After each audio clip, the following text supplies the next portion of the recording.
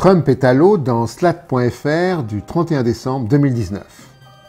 La construction du mur décidé par le président Trump sur la frontière mexicaine engloutit 300 000 litres d'eau par jour. Alors que les réserves aquatiques de la région sont épuisées par une sécheresse prolongée, des températures records et des cultures intensives. Au minimum 8 espèces en voie de disparition sont menacées par cette ponction d'eau, dont 4 types de poissons endémiques. Près de 230 millions de litres d'eau seront nécessaires pour construire le mur sur la seule partie prévue en Arizona. Le 9 octobre 2018, l'administration Trump a annoncé qu'elle renoncerait à 28 lois fédérales exigeant une protection et une surveillance des espèces menacées, des terres et des droits des Amérindiens et Amérindiennes afin d'accélérer la construction. Les murs finissent toujours par s'effondrer sans conséquence. L'effondrement du vivant, lui, est irréversible.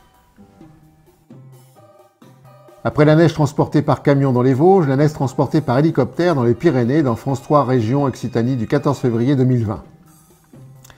Vendredi 14 février, à Luchon, la température était de 11 degrés. Seules 6 pistes sur les 28 que compte la station de Super-Bagnères étaient ouvertes.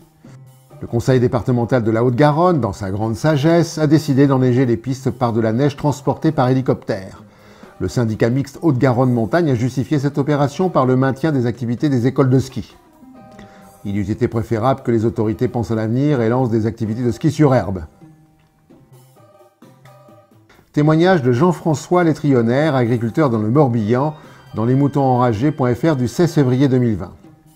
Cet agriculteur élevait des vaches avec succès dans le Morbihan. Il a été plusieurs fois primé pour l'excellence de son élevage. Dans les années 2014-2015, on installe un parc de 150 éoliennes à proximité de son exploitation. Son troupeau a commencé à dépérir, la production de lait a fortement chuté. L'inspection sanitaire de la Direction départementale de la protection des populations a accusé Jean-François de maltraiter ses animaux. Le comportement des vaches devint erratique. La traite devenait quasi impossible. En 2018, Jean-François perd 6 vaches. Plusieurs spécialistes des champs électromagnétiques désignent les éoliennes comme possible cause du problème. Jean-François fait part de ses soupçons à la DDPP, qui l'ont fait placer en garde à vue pour maltraitance animale. Jean-François a dû payer la pension des animaux enlevés de 12 000 € et une amende de 5 300 €. Le 15 mars 2019, ils sont revenus pour saisir la totalité du bétail, soit 160 vaches au motif de maltraitance. Jean-François a dû 90 000 € de pension et une amende. Aujourd'hui, Jean-François est en liquidation judiciaire.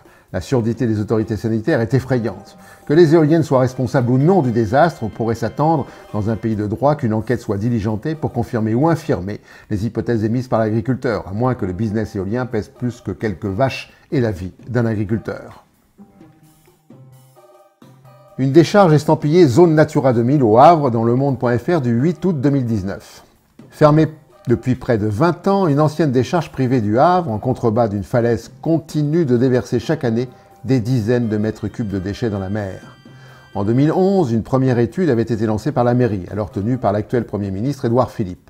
Mais in fine, le document soulevait des obstacles techniques et un coût important pour extraire les déchets. Pour une extraction complète des déchets et la remise en état du site, l'étude tablait sur un coût hors taxe situé entre 17 et 21,5 millions d'euros.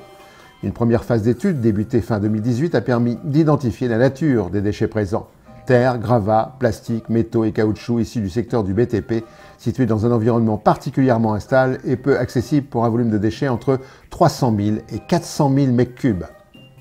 Il faut dire qu'avec un encours de dette laissé par M. Philippe de plus de 260 millions d'euros, la ville semble démunie pour nettoyer des années de pollution, d'autant qu'il est probable qu'elle reconduise ce personnage à la mairie. Un projet d'artificialisation de 400 hectares dans une zone Natura 2000 en Sologne, dans le revelapest.fr du 24 janvier 2020.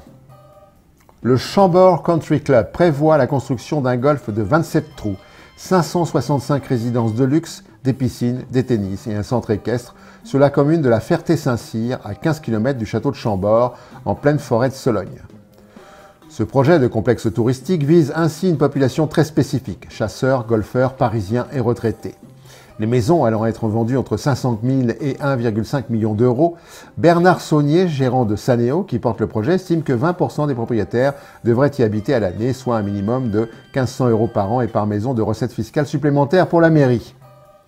Les ressources en eau que va nécessiter ce complexe touristique de luxe, notamment les 75 000 m3 par an destinés à la pelouse du golf, sont contradictoires avec la réalité hydrique de la région qui a été soumise à des interdictions totales de prélèvement d'eau en juillet 2019. Et ces pénuries risquent de se répéter de plus en plus chaque année, la crise climatique produisant déjà un assèchement climatique en France. Doit-on rappeler ici que l'artificialisation des sols est la première cause de la 6e extinction de masse. Pour finir, la connerie de la semaine. À très bientôt.